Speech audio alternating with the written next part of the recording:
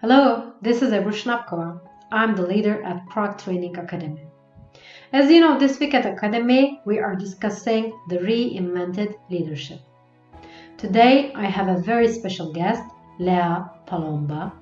She is COO at IL3X, and she is a real Agile transformation expert. Today, Lea will take us through the process of Agile and how leaders, us, can support the transformation in the organizations. Let me welcome Lea and invite her to the stage.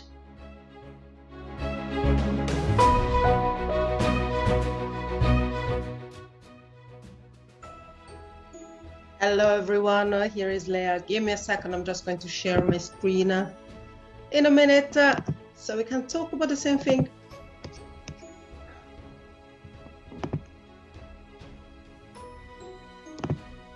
Beautiful, beautiful.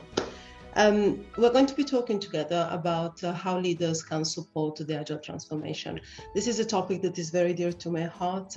I've been working in a range of companies, so between eBay and Monster, over the past 15 years, and now I'm working in the startup and scale-ups, always in the technical industry.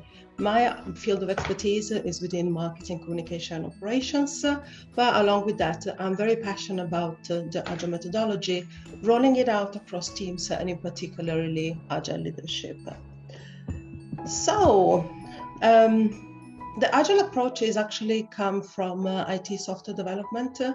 The team was looking for something that would allow to shift perception. So in the traditional waterfall methodology, what is happening is that the development team would collect all the requirements, do all along planning, work very secured, very separated from everything else for a long period of time until they have a final product to deliver. When instead what Agile does is that it breaks down the work to give you many smaller deliveries so that you can show something to the customer. It's not one just final completed machine, but it's progress. And because it's progress, there are a few things that come up that happen with that, is that it's a progress that is vetted and that has already received feedback. So there is a different effort that is coming out on the team. And along with that, it comes with a different approach to work. So instead of having to work for a long period of time and maybe like risk as well, exhaustion, on a project that is very long, you work always on the same project, but you focus the work in 3-week sprints. So in shorter events. And this allows us to have as well a different focus. So it comes with a set of other activities, such as ceremonies that I'm going to tell you about in a second.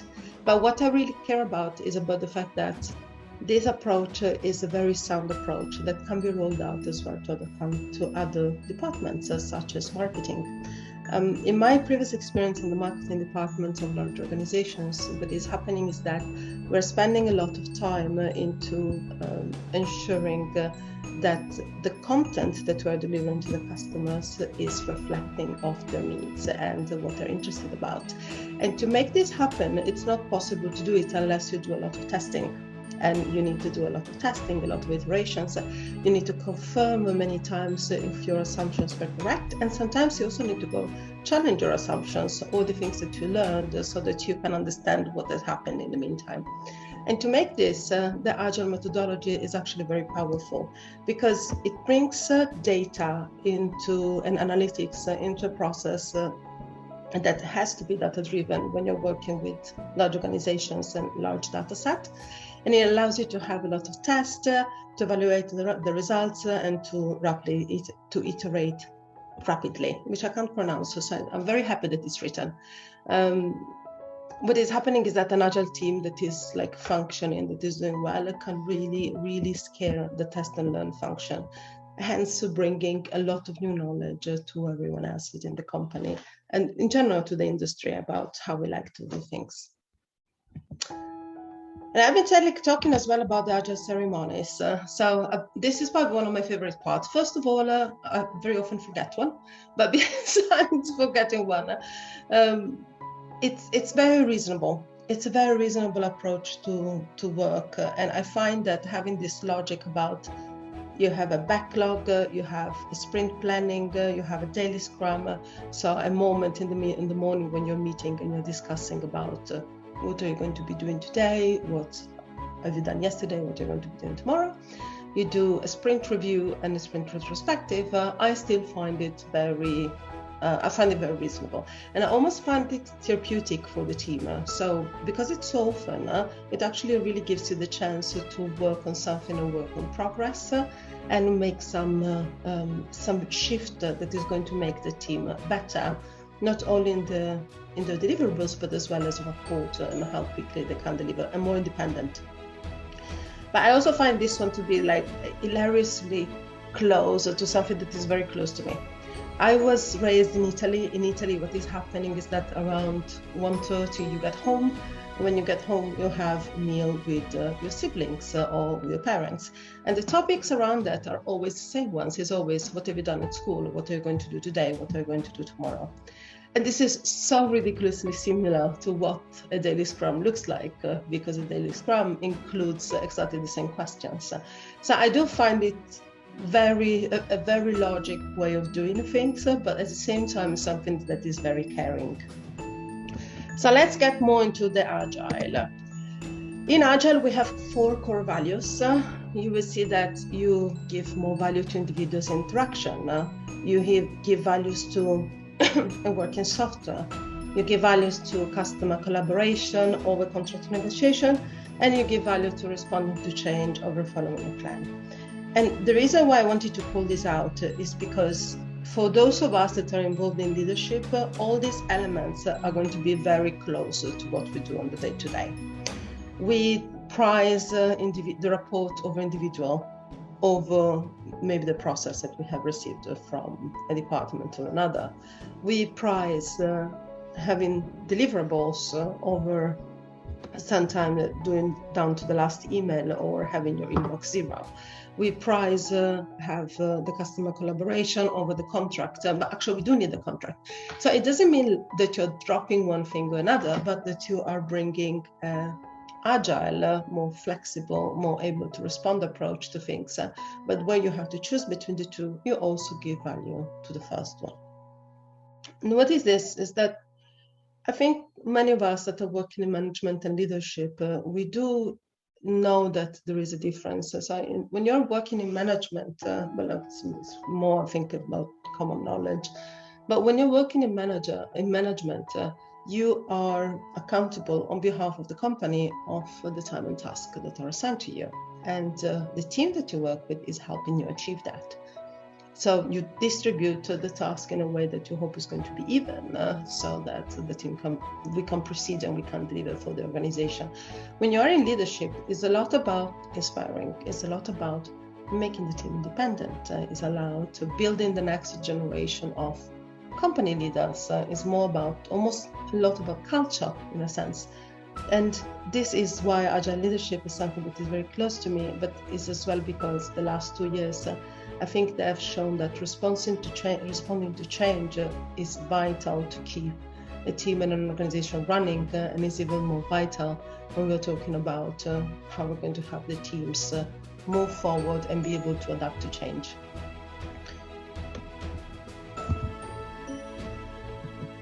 So, as I was saying, Agile leadership is not an all or nothing. It's not either the word is Agile or the word is not Agile. But the Agile leader needs to be able to move into a complexity that is happening within the organization. So, for example, we are going to be talking about it later as well. You might have the need to showcase to your own leaders something in a very traditional way. But at the same time, you need to foster the content. So there is a very flexible mindset that is required out of the leader. That it's not an all or nothing, but it's as well not everyday or easy to understand duality. It's not about coherence. It's about being agile in everything.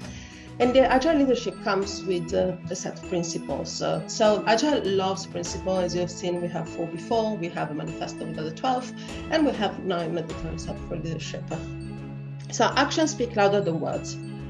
The first one is about the fact that an Agile leader is someone that, first of all, is doing a lot of personal self-development. So you're always asking yourself how you can do things better, but you're also an ambassador for everything that is Agile. So you work on your hard and your soft skills to make sure that you are able to lead by example. The improved quality of thinking leads to improved outcomes. This part is about giving the time to yourself and to the teams to think about what you're doing. So gather all the information that you're going to need, not too many because otherwise you're going to delay the decision-making process, but give yourself the chance to have a high quality thinking at every step of it. So don't just take the things that you've heard at the very beginning, but really take the chance to deep down. And actually, one of the ways how you do it is getting very, very close to the floor. So very, very close to the people that do the work day to day. And you will see it in some of the other principles as well, that this is repeated very often. Organizations improve to effective feedback. So this is both about giving and receiving feedback, but more than everything is about closing the circle on the feedback. So we do ask for feedback if we are so blessed to receive it. So I always say thank you very much to everyone that is giving us feedback because you're helping us get better. It's as well about onboarding it. So taking an action on the feedback that you have received and making sure that you are responding to it. You show that the feedback has not like just gone through the wind, but if you need to explain something and onboard what you can onboard, like close the circle on the feedback. People require meaning and pursue to make work fulfilling. There is a vision that very often is shared with leaders that is not always cascaded to the teams. And the teams need to understand what is happening while we're doing things. And if we don't do that, it becomes very difficult for them to understand the vision and the purpose. So to get the most out of the team and to get the most out of their ability to bring ideas and to be creative and to feel empowered, we need to be able to share sometimes the right amount of information, but for sure we need to be able to share. Emotion is a foundation of enhanced creativity and innovation.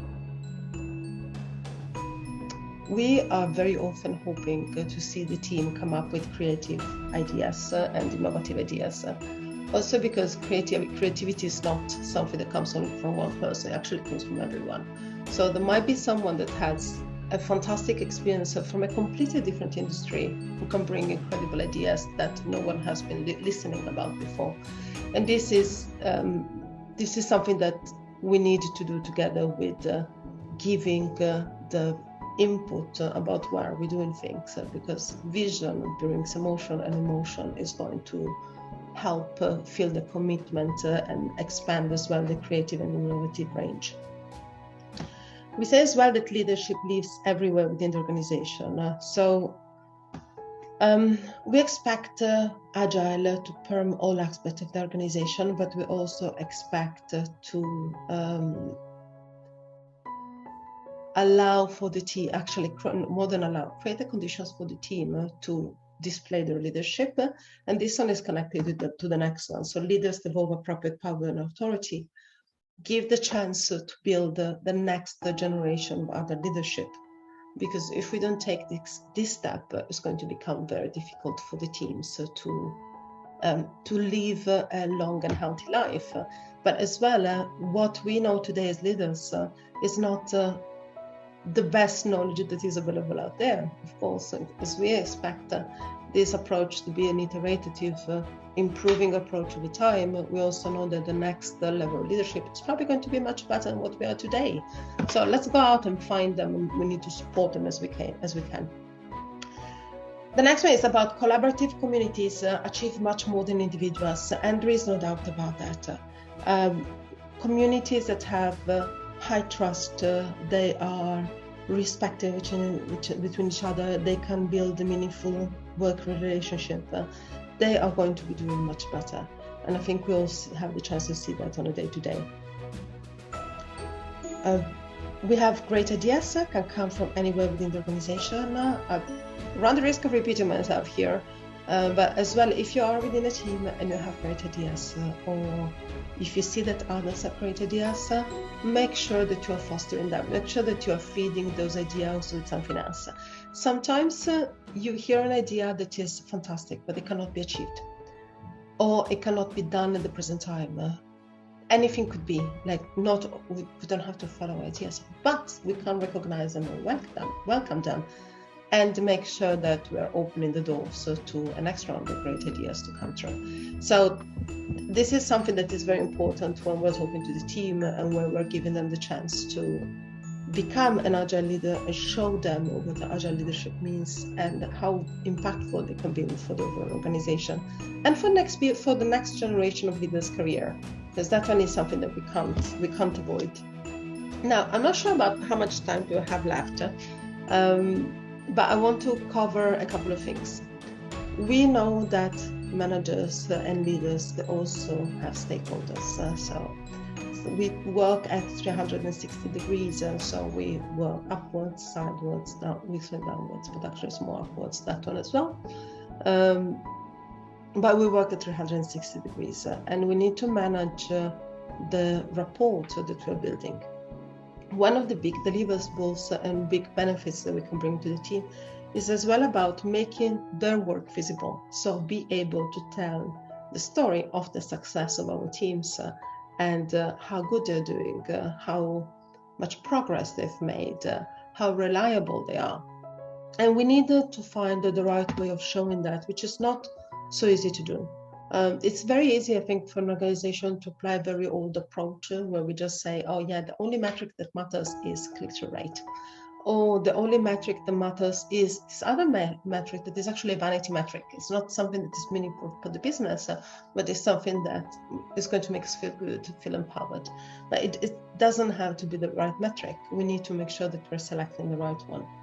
And the problem behind it is that KPIs, they are decision-making tools. So we cannot allow for a retrospective to go without numbers in the same way as we cannot allow for a manager to just ask their leadership or a leader to just start their own leadership to simply trust the work that is being done, because it would not be doing our job correctly. We needed to bring the numbers or something that looks like a number, something that can be giving us a direction or a comparison over time. So what we need is to find the right way of doing it.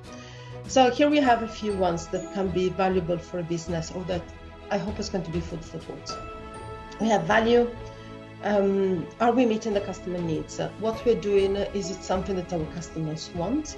And this is very important that we do it at the right time. So it actually has to be the point before we do the rest of it. Is predictability.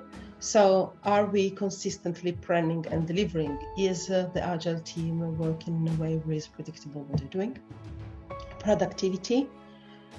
Are we getting more done with the resources that we have? And this one is important because the Agile team is going to get better at delivering and faster at delivering as the time goes by. So we want to get more time done with more work done with the same amount of resources. And this is a sign as well of a healthy Agile team that is cooperating as is expected to. Quality, so this is a metric about lack of defects. Stability, so the organization can maintain this pace over time. Can we keep delivering this certain amount of contents over extensive period of time, or are we stretching too much, or are we stretching too little? And growth, so is the organization that we're in growing and learning? And I think we can all agree that once that these key levers are working, we will be able to track the success of anything else. We can think about them as a cycle time, we can think of defect rate, planned versus done actual ratio. It can be about stability and about churn and turnover rates. But such data are going to be very useful not only for the Agile team, so to use on the day-to-day, but as well for the organization. And with this part about metrics and numbers, that I know is always a question because not everyone loves numbers, but we do have to share them. I want to thank you for your time today, and of course open the doors as well for further conversation if you would like to connect on LinkedIn. I think that this week is a fantastic opportunity to learn from each other. And as always, if you want to give me feedback, please do so, because it's going to make me a better leader. Thank you.